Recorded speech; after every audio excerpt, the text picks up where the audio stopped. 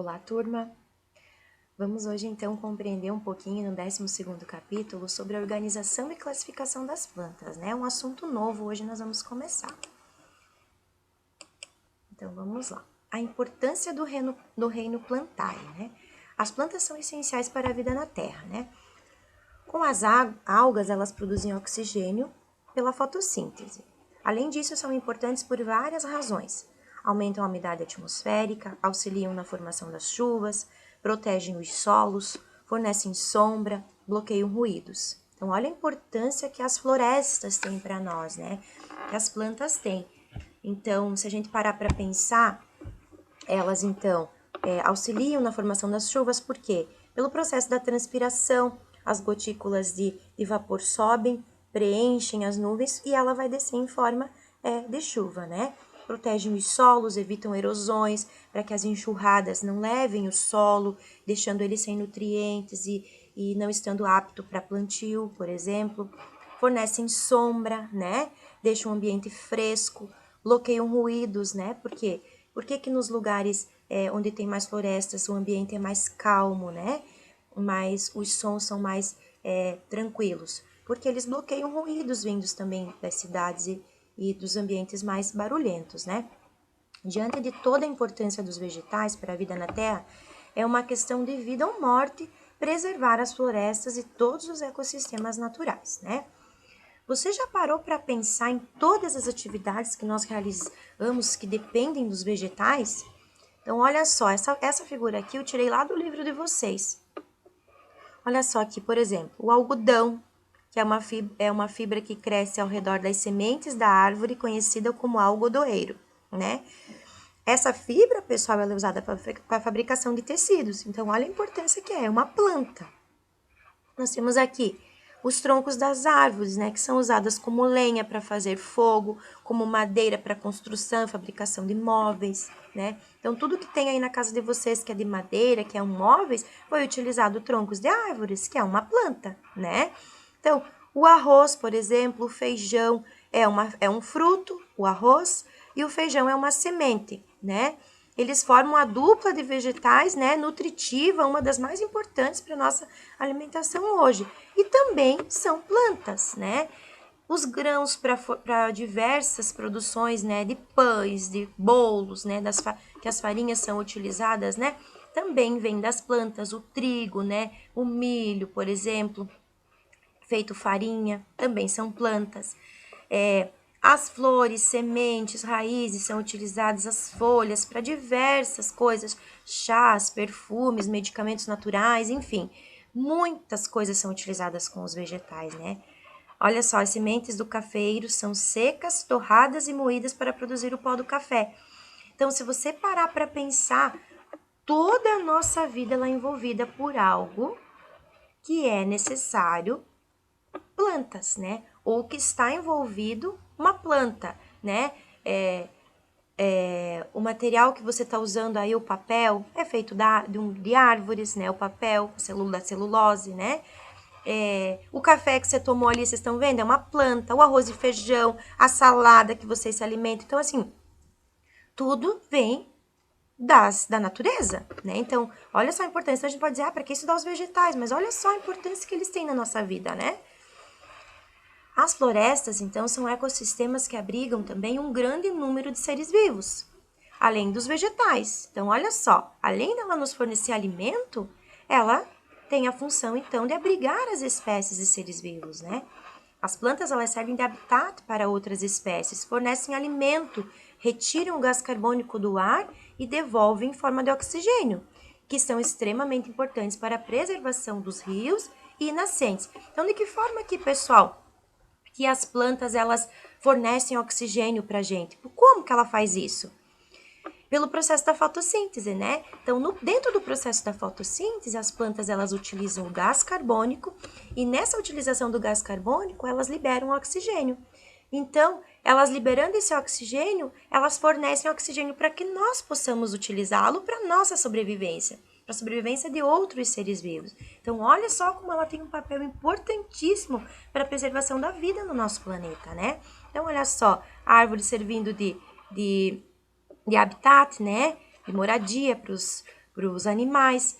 Olha só, preservação de rios e nascentes. Vocês sabem como que se chama essa mata que fica bem ao redorzinho aqui desses rios? Vocês já ouviram falar na mata ciliar? Então, a mata ciliar, ela é uma mata que ela fica bem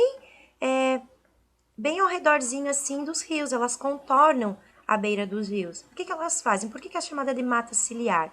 Elas trabalham realmente como uma proteção ciliar, cílios, né? Imagine os nossos cílios que protegem os nossos olhos. Essa mata, ela protege os rios. Então, protege do quê? Protege da erosão, para que chuvas carreguem toda essa terra aqui e acabem destruindo aqui o rio. Protegem contra inundações, para que a água não suba e não inunde toda a área, por exemplo, no caso de chuvas em graus elevados, né? Elas protegem também da poluição, né? Evitam, digamos, por exemplo, vocês já viram algum lugar onde tem essa mata, onde tem muito lixo depositado nessa beira aqui? Então, o que que aconteceu? O lixo, ao invés de ele ficar aqui, ele acabou ficando depositado aqui nos cílios do nosso rio, onde eles têm a função de proteger, de segurar essas sujeiras, né? Lógico que isso não é uma coisa natural, não é uma coisa legal que aconteça, mas acontece, infelizmente, né? Então, pessoal, as plantas são essenciais para a nossa sobrevivência, porque elas removem o gás carbônico da atmosfera e devolvem como oxigênio, como eu falei para vocês anteriormente. Mas como, né? Como que ela faz isso? Então, imagine aqui uma plantinha. Ela também precisa respirar, não precisa?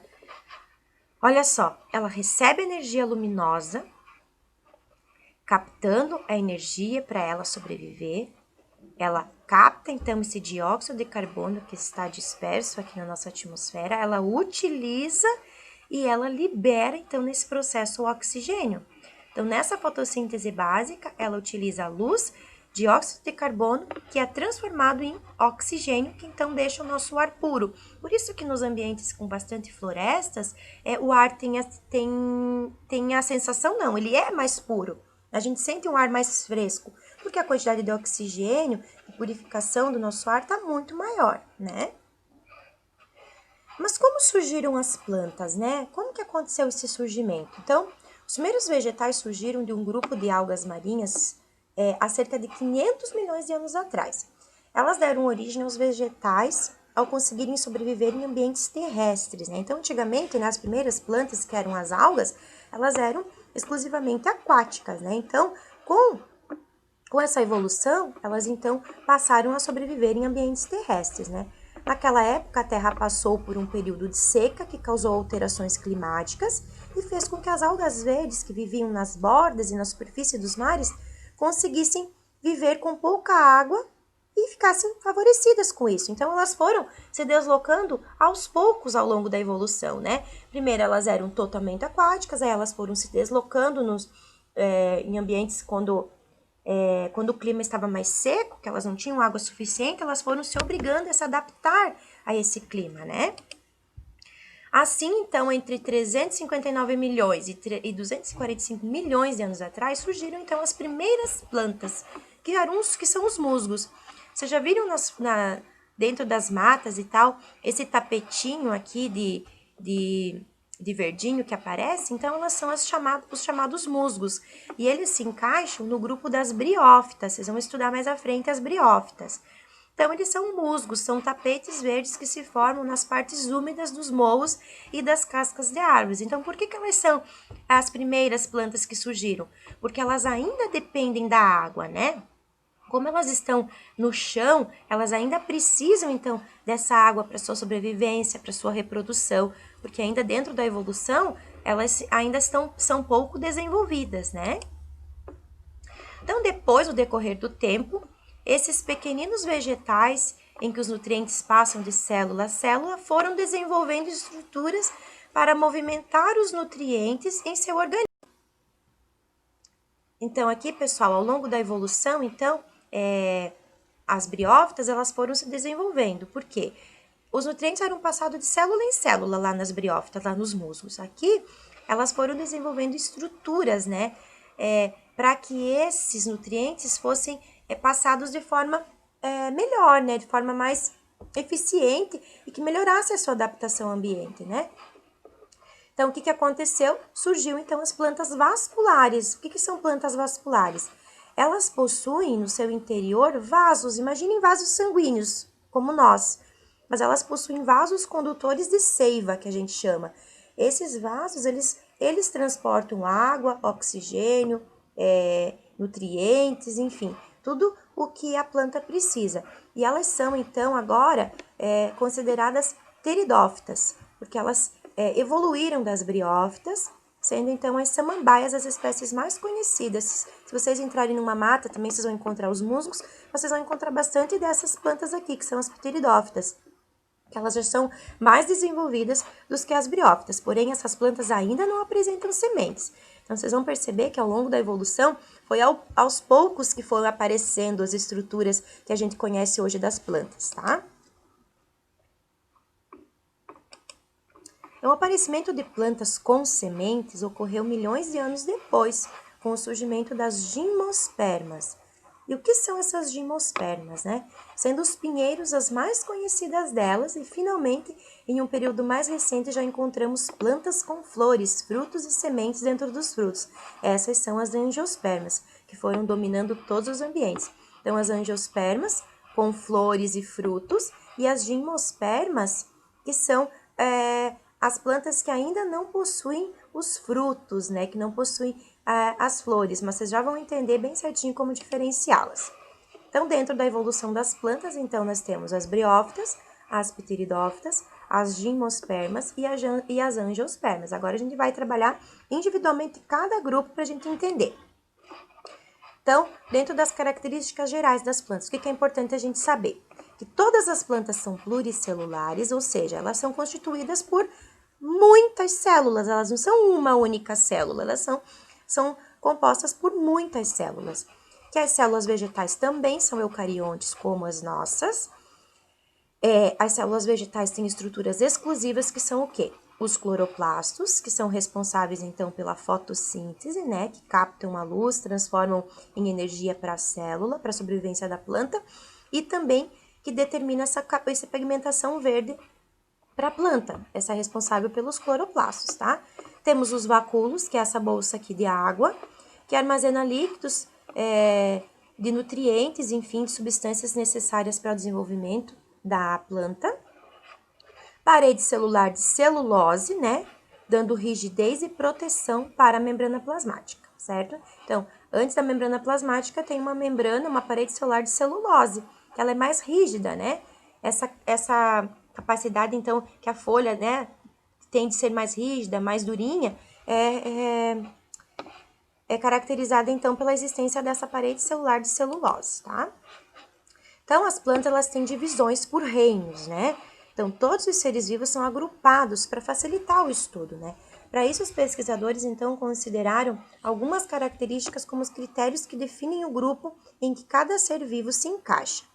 Então, de acordo com o desenvolvimento ao longo da evolução, eles separaram em grupos, né? Que eu já falei um pouquinho, mas agora eu vou descrever um pouquinho mais detalhado, para que então a gente consiga identificar como que aconteceu essa evolução, né? Como que ocorreu? Por que antes ela era assim e agora é assim, né? Então, começou lá nas briófitas, como eu já expliquei para vocês, né? As plantas eram mais simples, os nutrientes eram passados de célula em célula, não possuíam os vasos condutores, né?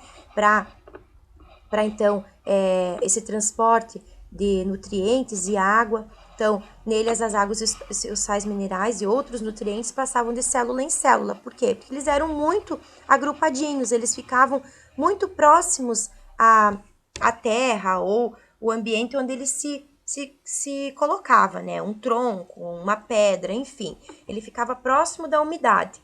Então, ele não necessitava ainda de vasos condutores, né? Porque eles não são plantas altas, são plantas rasteiras. Então, ela não precisava de um vaso que levasse todos esses nutrientes para ela. Ela não precisava disso, ela não tinha o porquê ter isso. Ao longo da evolução, então, o que aconteceu?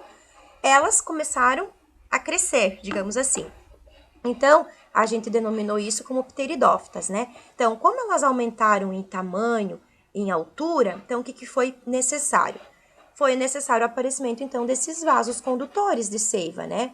Então, raízes, caule e folhas. Então, lá nas briófitas não tinham raízes, caule e folhas ainda. Agora, nas pteridófitas, nós temos. Então, além das seivas, dos vasos aqui, condutores da seiva que apareceram, surgiram então as raízes, o caule e as folhas, porque é através dessas estruturas que esses vasos condutores estão presentes, né? Elas ainda não têm sementes, nem flores e nem frutos, tá? Elas fazem parte dessa divisão as samambaias, certo?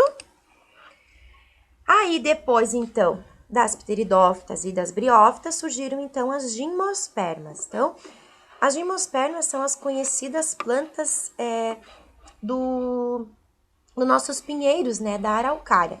Essas plantas têm sementes, mas não têm flores nem frutos. Então, vocês perceberam que antes não tinha, lá no início não tinha raiz, não tinha caule, não tinha folhas. Aí depois surgiu, então, as raízes, o caule, as folhas e no caso ali, a seiva, né? O transporte de nutrientes através da seiva, né? Os vasos condutores da seiva. Aí agora, as plantas já têm sementes, mas elas ainda não têm as flores e nem os frutos, que são então as conhecidas araucárias, os pinheiros nativos, que são típicos da região sul do país, nós temos muito aqui, né? Elas produzem sementes com grande valor econômico. Então, para quem conhece o pinhão é a semente característica da araucária, né? Então, ela é formada quando os cones ou estróbilos femininos são fecundados pelos grãos de pólen do estróbilo ou cone masculino, formando os pinhões. Então, para quem não sabe, para que haja produção desse pinhão, nós precisamos de uma árvore feminina e uma árvore masculina. Então, um pinheiro isolado, sem que haja a fecundação do pólen, ela não consegue gerar o pinhão. Aí você vai num lugar, sei lá, um ambiente que você não conhece muito bem, e tem um pinheiro lá e o pessoal diz, mas esse pinheiro nunca deu pinhão, esse pinheiro não sei lá, não presta, enfim. Na verdade, ele não foi fecundado, né? Então, não é questão de que ele não é saudável ou, né, ele não consegue produzir frutos, é que ele precisa ser fecundado pelo grão de pólen, no caso, do masculino ou do feminino, dependendo da espécie que está sendo falada, né? E então, depois dessa fecundação é que é possível, então, originar o pinhão, que são conhecidos pelas pinhas. Então, nós temos a pinha, né? Que é, então, abrigada por todos esses pinhões aqui, tá?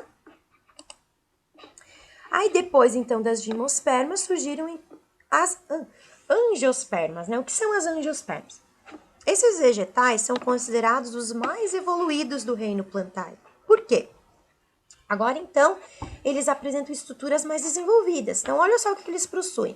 Eles já possuem raízes, caules, flores, que são seus órgãos reprodutores, e sementes protegidos por frutos, né? Então, protegidos por frutos. A presença, então, desses frutos, dessas flores, desses frutos, possibilitou a esses vegetais conquistarem todos os ambientes da Terra. Isso porque suas sementes são espalhadas e germinam em locais diversos. Os grãos de pólen produzidos nas estruturas masculinas das flores podem ser carregadas pelo vento ou por animais, chegando até as flores, possibilitando então o surgimento dos frutos. Esse transporte é chamado de polinização. Então, para que haja então a polinização, é necessário de pessoas, de animais, de objetos, de estruturas polinizadoras, né? Como que acontece isso, né? O vento, os animais, um animal vai, se alimenta de uma planta, ele vai na outra, leva o grão de pólen, fecunda outra planta, lógico, na mesma espécie, né? Mas então é necessário esse transporte do grão de pólen para que essa fecundação seja possível, né? Bom, pessoal, espero que vocês tenham entendido, então, dentro, então, da evolução das espécies das plantas, né, nós temos quatro fases da evolução, né, os musgos, né, que são as briófitas, as pteridófitas, as gimnospermas e as angiospermas, né. Então, são as 3 classes principais que a gente consegue dividir para poder estudar o reino Plantae. Então, vocês perceberam que dentro da escala evolutiva, cada fase ela foi responsável por uma evolução, uma característica a mais que surgiu para o desenvolvimento das nossas plantas. Eu espero que vocês tenham entendido. Assim que nós voltarmos nas nossas aulas, a gente quer levar vocês a uma atividade em campo para que a gente observe isso mesmo, que a gente identifique essas estruturas para me mostrar para vocês realmente como que isso acontece na natureza. É muito fácil identificar, mas era interessante que a gente fosse para observar, né? Mas a gente vai ter essa oportunidade, tá? Então, bons estudos essa semana. Qualquer dúvida podem me chamar e estou à disposição, certo?